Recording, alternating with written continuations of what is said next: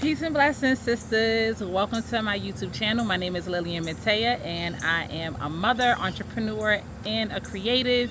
And I'm here to share my journey of my faith walk and living out my God ideas. I recognize that in this journey, my greatest superpower is my relationship with God.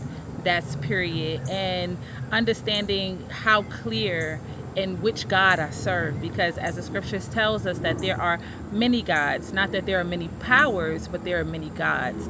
And I recognize that I have submitted myself to the Most High God, which is the great I am that I am, Ahaya Ashar Ahaya in Hebrew, by the way of Yeshua, Yeshaya, Jesus Christ, Yahuwah, whatever the world decides to name him. It really doesn't matter, because when he comes back with a new name.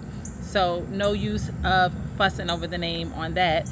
But that's how I live my life. And so this space is from that place. This is just my authentic journey, how I'm moving, and just sharing a little bit about my background and sharing where I'm at and how I'm functioning and where I'm going. And so that's what we're doing here. And so today I just wanted to talk about how to keep your glow and your glory.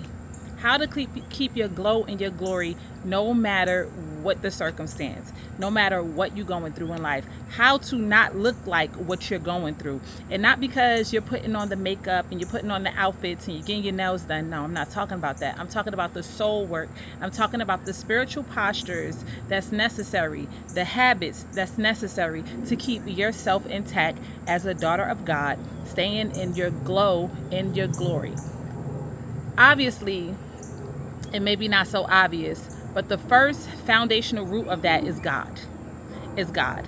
And when we understand who God is and how he said to serve him, then that's what will have us in our glow and our glory. Because many believe that they love God. Many say that they serve God, but they don't even know the voice of God, and they don't know the instruction of God to be able to align themselves properly with God to please him. And so understanding that first and foremost is the most important thing, period. So Christ left us commandments, which hangs all the law, as he says. And that is love God with all your heart, all your soul, and love yourself, and then love your neighbor. So when you understand God, you understand also divine order. Divine order is very important.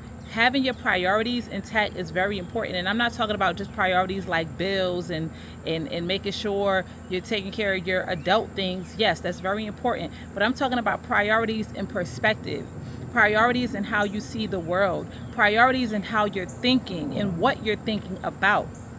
That is extremely important, because many times as women and as mothers and as sisters and as business women, we take on so much on our shoulders, and then we don't even know which way to go. It's like a storm. We're trying to figure it out, and we're all shaken up, and now we're dizzy, and we're not good for nobody. And we still try to give and give and give to everybody else around us, when ourselves inside it's like a storm. So to stay in our glow and glory, first of all, you have to have yourself in divine order. So when the Most High say don't worry, don't worry. You have to be okay with surrendering and releasing everything to God. When there is confusion, when there is no clarity, when there are questions and no answers, of course you seek out the answers the best of your ability, but some things you have to wait for heaven. Some things you got to wait for the revelation. And so with that, you want to be able to understand how to align in that posture, and you want to make sure you want to know how to align in that posture. And worrying is the first way to knock you out of alignment. Worrying is the first way to have you in a lower vibrational frequency, where you're not vibrant and you're not uplifted enough to even catch what it is that the Most High is trying to inspire you into which way to go. Because it is important. It is important that you're vibrant. It is important that you're uplifted. It is important that you feel at peace, because this space of peace that surpasses the understanding is where God communes at. When there's constant storms and waves, you're at war. And to prosper, to build, to get to the promised land, it's not war the whole way. When you look at the children of Israel in the wilderness, they walked for 40 years. It was only about an 7 to 11 day walk, but it took them 40 years, not because they were warring with other people, because of the war and the things within them that delayed their process.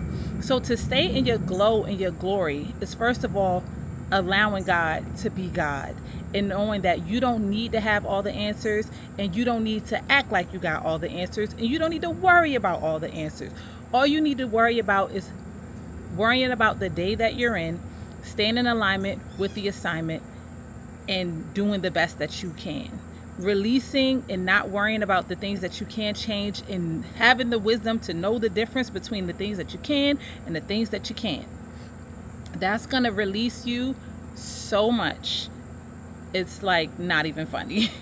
So that's the first and foremost, how to stay in your glow and your glory. The next thing is, in order for you to love and take care of yourself, you have to know who you are. In order to know who you are, you have to give yourself experiences to express yourself so that you can get to know yourself. Too many of us mouths have been shut by the enemy. It's like a spell. Too many of our mouths have been shut by the enemy.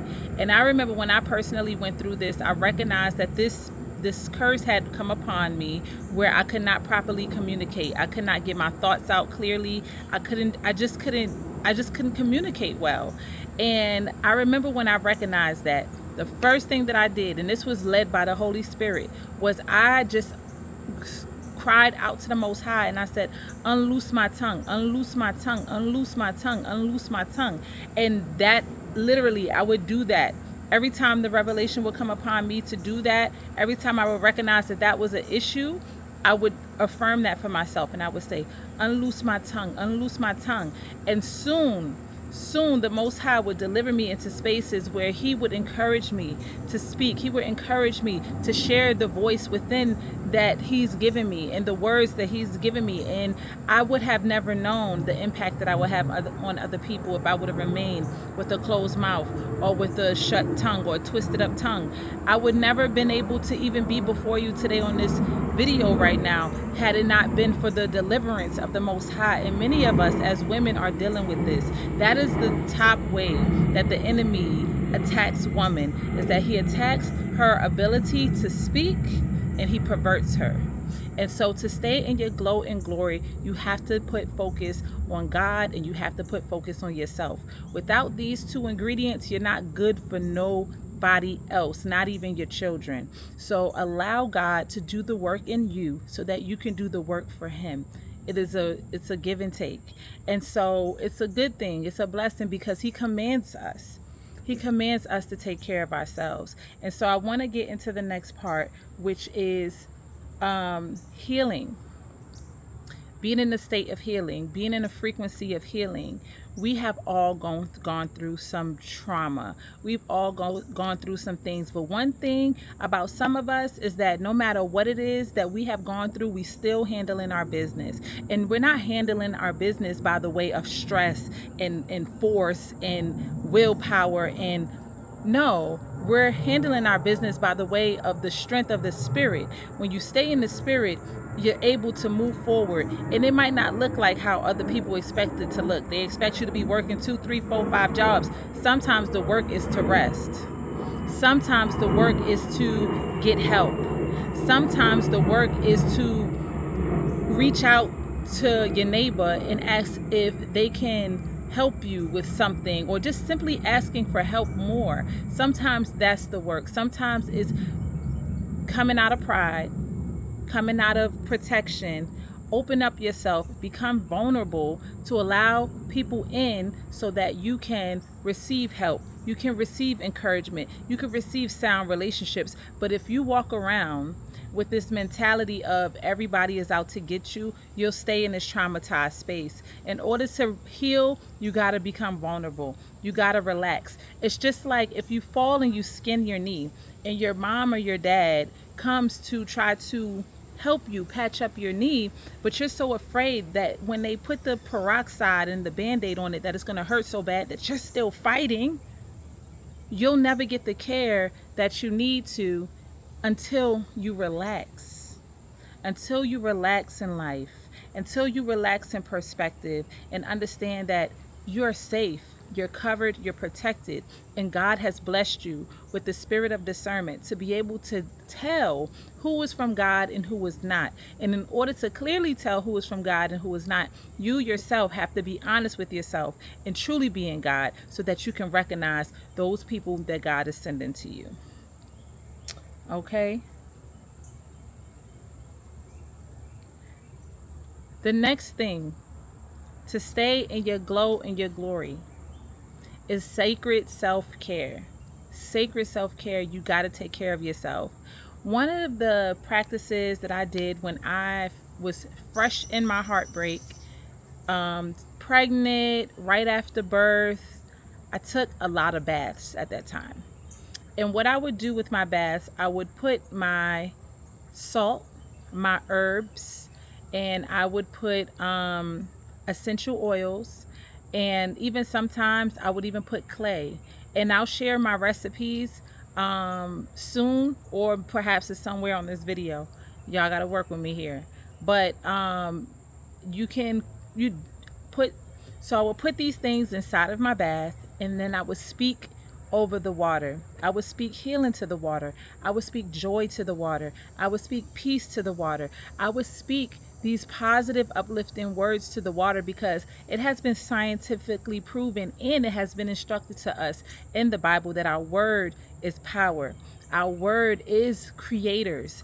Our word literally creates our reality. And so there has been a scientific experiment done where when positive words are spoken to the water and they put the water under a microscope, they would see the molecules of the water. Please excuse that. The molecules of the water would create these beautiful, like snowflake type of designs. But then when you speak ugly things to the water would create these really ugly, crazy looking molecules. And so that shows us, and that's proof that when you speak to the water responds. You're ministering to the water, and because you are consume water and you're made up of water, the water will then return and minister to you. So it's not spookism. It actually does help heal your energy. It helps heal your physical body, and it helps heal your soul.